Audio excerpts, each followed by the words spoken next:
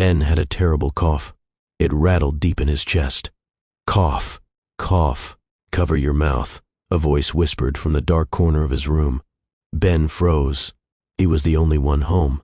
He squeezed his eyes shut, holding his breath, terrified to make a sound. But the tickle in his throat grew worse. It was unbearable. He couldn't stop it. He let out a loud, barking cough. Suddenly, a cold, dry hand clamped tight over his face. "I said, cover it," the voice rasped right in his ear. "Or I will